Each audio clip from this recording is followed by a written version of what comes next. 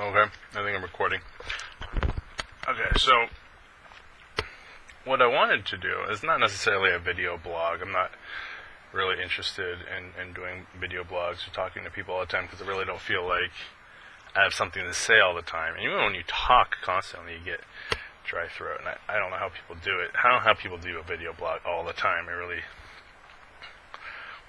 I don't affiliate with that too well. But I do want to say something. And I guess that's where the desire for this comes from. I was having a conversation with Kelly not too long ago about why she loved me or why I love her. And for a lot of people, love is based on certain attractive features that a person has. Maybe they have a really nice face, or they have a really nice body, or they have an attractive family, system, that allows them to be lucrative, like businesses or whatever.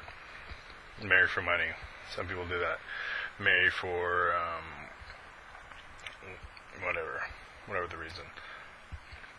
When you have a checklist of things that for the reason you love somebody, and this is what inspired me to even start talking about this, is because when you have a checklist, when people say, I love you because you have pretty eyes, you're funny, you have, money. I love you for your money. That seems to be a popular one. Because especially like a lot of divorce rates within the country, within the world, rise and fall, like the marriage will rise and fall based on financial security. If you don't have financial security, the love for that person dwindles because you don't feel secure, you don't feel taken care of. And that's why divorce rates are super, super high. So the reason I'm talking about love is because when she told me, like, I love you, but I'm not in a way that's, like,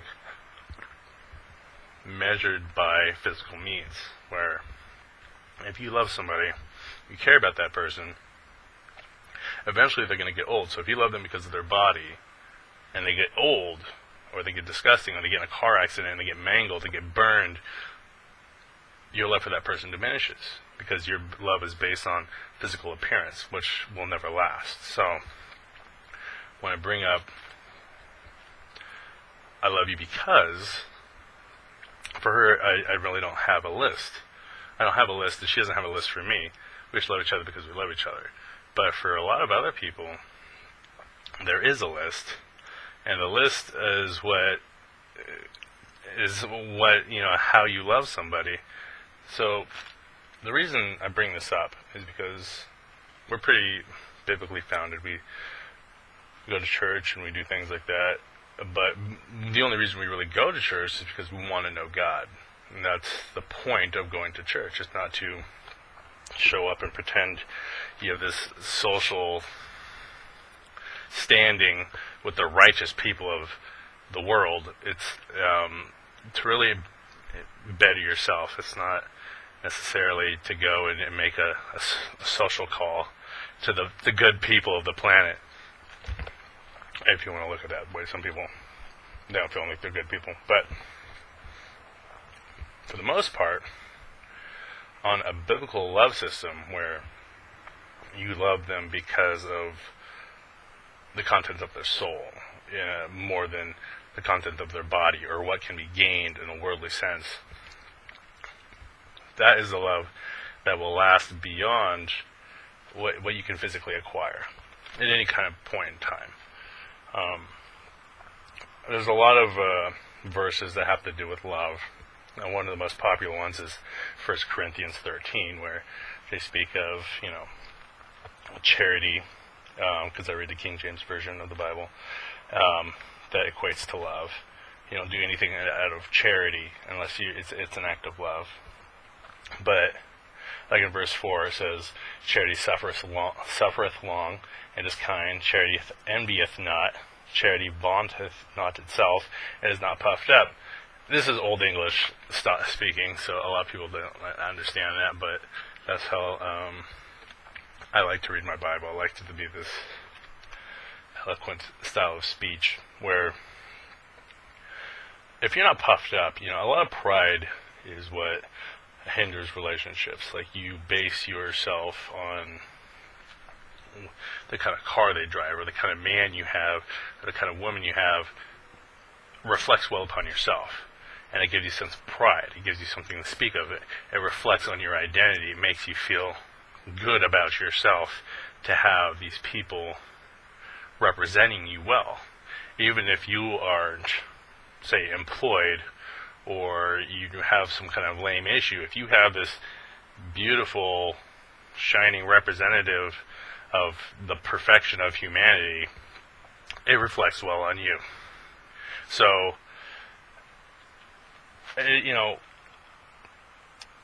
love, in verse 5 it says, doth not behave itself unseemly, seeketh not her own, is not easily provoked, and thinketh no evil, rejoiceth not in iniquity, but rejoiceth in the truth. So, the truth is, God, right? And that's God, the spirits.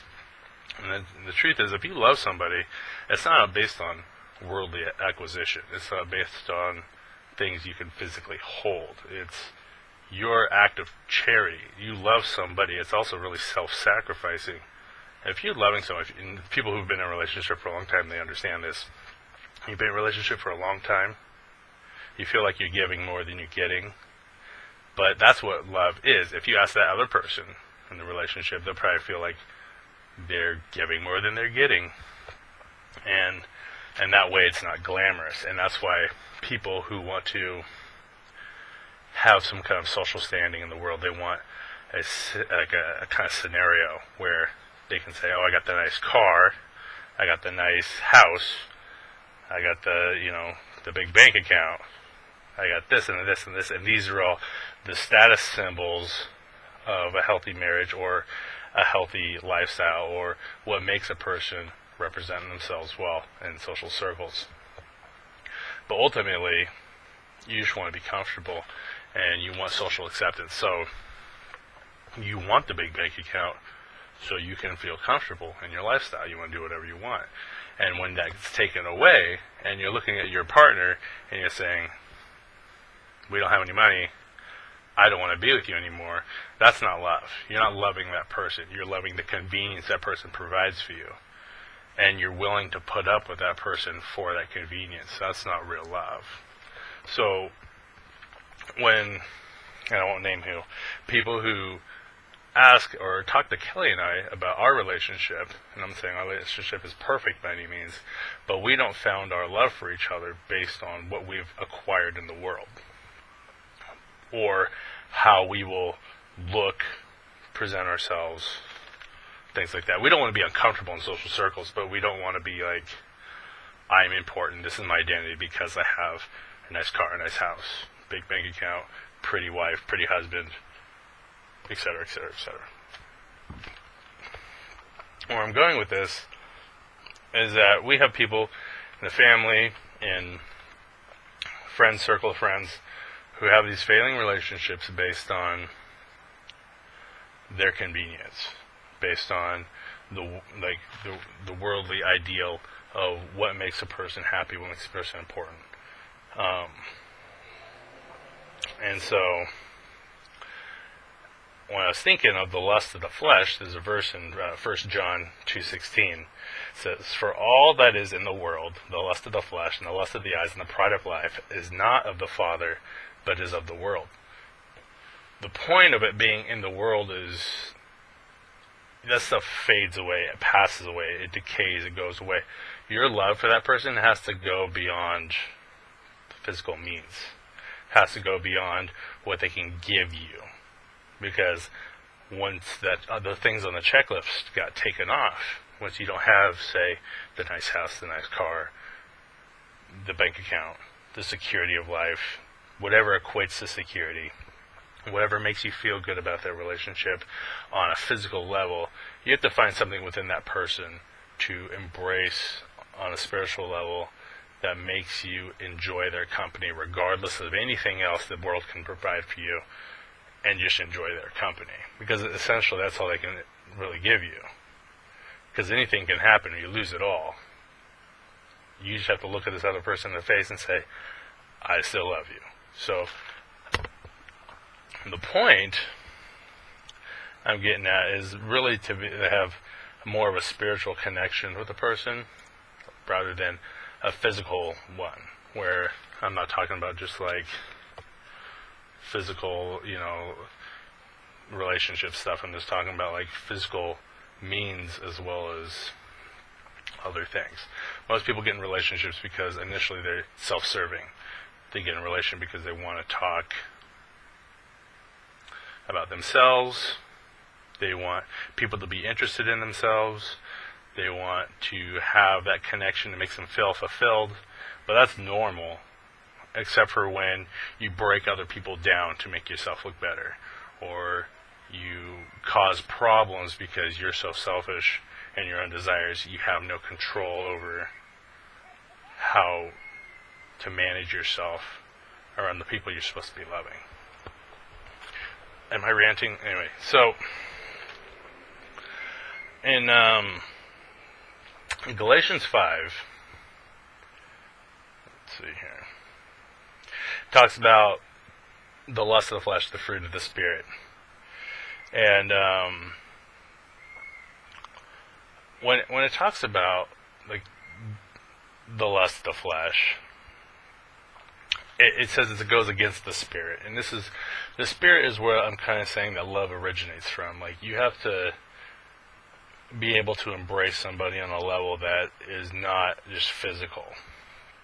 So it says in Galatians chapter 5, verse 17, For the flesh lusteth against the Spirit, and the Spirit against the flesh.